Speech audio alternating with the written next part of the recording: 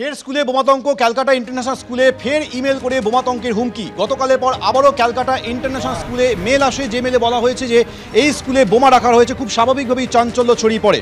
খবর পেয়ে স্কুলে আসে বম্ব ডিটেকশন স্কোয়াড এবং পুলিশ কুকুর দিয়ে তল্লাশি চালানো হয়। স্কুলে আনন্দপুর থানার পুলিশও গিয়ে উপস্থিত হয়। গতকালও একইভাবে হুমকি মেল পাঠানো হয় দুটি স্কুলে, ক্যালকাটা বয়েজ এবং ক্যালকাটা ইন্টারন্যাশনাল স্কুলে হুমকি মেল পাঠানো হয়। আর আজকে ফের ক্যালকাটা ইন্টারন্যাশনাল স্কুলে মেল আসে, যে মেলে বলা হয় যে স্কুলের মধ্যে বোমা রাখা রয়েছে। সঙ্গে সঙ্গে বম্ব ডিটেকশন স্কোয়াড চলে আসে, পুলিশ কুকুর এনে তল্লাশি চালানো হয়।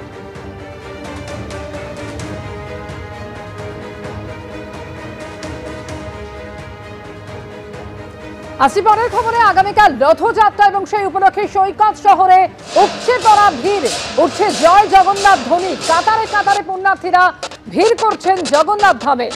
সরাসরি রয়েছেন আমাদের সঙ্গে পুরী থেকে প্রতিনিধি অর্ণব মুখোপাধ্যায়। অর্ণব, রাত পোহালেই তো রথের দড়িতে টান পড়বে এবং তার আগে কাতারে কাতারে পুণ্যার্থীরা ভিড় করেছেন এই মুহূর্তে পুরীতে। দেখো আমাদের ছবিটা অর্ণব। রথ, সেই তিনটি রথ নির্মাণ হওয়ার পর তিনটি রথ ছিল পুরী যে মন্দির অফিস তার সামনে, এবং সেখান থেকে রথের রশিতে টান দিয়ে তিনটি রথকেই নিয়ে আসা হয়েছে একদম শ্রী জগন্নাথ মন্দিরের সামনে নিয়ে চলে আসা হয়েছে। এবং আমরা যেরকম ভাবে দেখতে পাচ্ছি, প্রথমে জগন্নাথ দেবের যে রথ, সেই রথকে নিয়ে আসা হয়েছে এবং আস্তে আস্তে অন্য রথগুলিতেও নিয়ে আসা হয়। আজকে আমরা যেরকম জানি যে নেত্র উৎসব পালন হয়েছে, নবযৌবন বেশ হয়েছে, এগুলো তো পালন হয়েছে।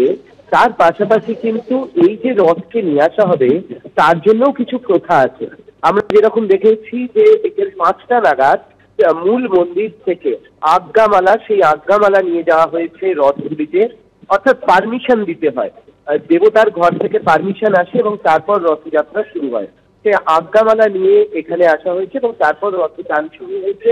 রথগুলি থেকে এখন নিয়ে চলে আসা হচ্ছে শ্রীমন্দিরের কাছে এবং আগামীকাল সকালে পহন্ডি, বিভিন্ন প্রথা পালন সেগুলো হবে। তারপর সেই রথও কিন্তু রথযাত্রা করে গুন্ডিচা মন্দিরের দিকে যাবে। কিন্তু আজকে যেহেতু জগন্নাথ দেবের দর্শন অনেকদিন বাদে পাওয়া গেল, তার জন্য প্রচুর মানুষ ভিড় করেছিলেন, যদিও বিকেলের পর থেকে সেই দর্শন কিন্তু আবার বন্ধ করে দেওয়া হয়েছে। ধন্যবাদ অর্ণব। ওবিসি সংক্রান্ত মামলায় আজকে গুরুত্বপূর্ণ পর্যবেক্ষণ কলকাতা হাইকোর্টের। আদালত এটা আশা করে যে ওবিসি সংক্রান্ত মামলায় কলকাতা হাইকোর্ট যে রায় দিয়েছে রাজ্য সেটা অক্ষরে অক্ষরে পালন করবে। আজকে এমনই মন্তব্য করেছেন বিচারপতি রাজাশেখর মান্থা। ঠিক কি হলো আজকে আদালতে, বিস্তারিত জানবেন প্রতিনিধি সৌভিক মজুমদার।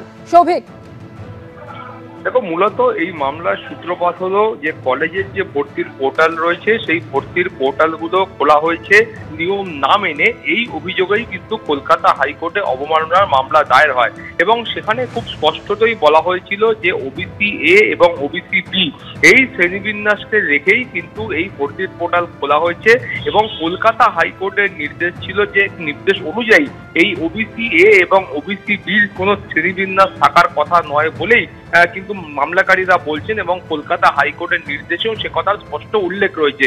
ফলে সেই কারণেই কলকাতা হাইকোর্টে এই মামলা দায়ের হয় এবং যেই মামলার প্রেক্ষিতে আজকে সরকারের তরফ থেকে বক্তব্য ছিল যে প্রাথমিকভাবে যখন তারা এই ভর্তির পোর্টাল খোলে সেই সময় কলকাতা হাইকোর্টের নির্দেশ তারা হাতে পাননি। কলকাতা হাইকোর্ট নির্দেশ হাতে পাওয়ার পরে তারা ভর্তির পোর্টালে এই বিষয়ে সংশোধনী এনেছেন এবং সেখানে তারা লিখেছেন যে ওবিসি এ এবং ওবিসি বি এই শ্রেণীবিন্যাসের ওপর তারা আপাতত কোনো বিচার বিবেচনা করছেন না এবং সুপ্রিম কোর্টে মূল যে মামলা ওবিসির মামলা বিচারাধীন রয়েছে সেই মামলার যে চূড়ান্ত ফলাফল হবে তার উপরেই কিন্তু গোটা প্রক্রিয়াটা নির্ভর করবে। অর্থাৎ যে ভর্তির পোর্টাল খোলা রয়েছে যার মাধ্যমে রাজ্যের বিভিন্ন কলেজে ভর্তি হবে, সেই ভর্তির যে চূড়ান্ত ফলাফল সেটা কিন্তু এই সুপ্রিম কোর্টের নির্দেশের উপর নির্ভর করবে।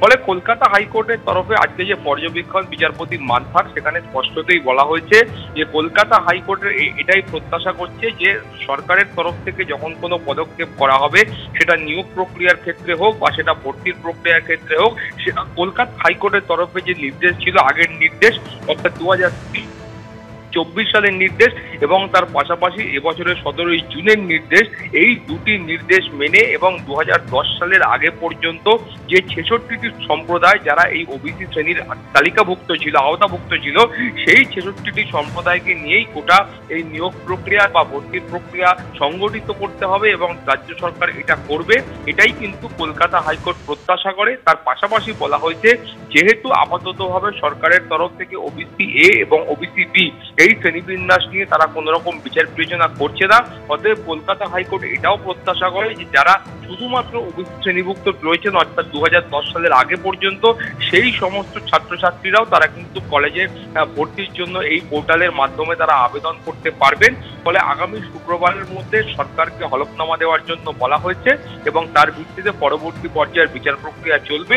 কিন্তু আপাততভাবে যে ভর্তির পোর্টাল খোলা হয়েছিল সেটাকে বন্ধ করার বা তার উপর কোনো অন্তর্বর্তী স্থগিতাদেশ কলকাতা হাইকোর্ট দেয়নি, অর্থাৎ সেখানে যেমন আবেদন ছাত্রছাত্রীরা বা পড়ুয়ারা করতে পারছিলেন, তারা সেই ভর্তির পোর্টালে আবেদন করতে পারবেন এবং সেখানে সরকারের তরফ থেকে যা যা শর্ত দেওয়া হয়েছে সেই শর্ত মোতাবেক তারা কিন্তু এই ভর্তির পোর্টালের মাধ্যমে তারা ভর্তির জন্য আবেদন করতে পারবেন। ধন্যবাদ শোভিত।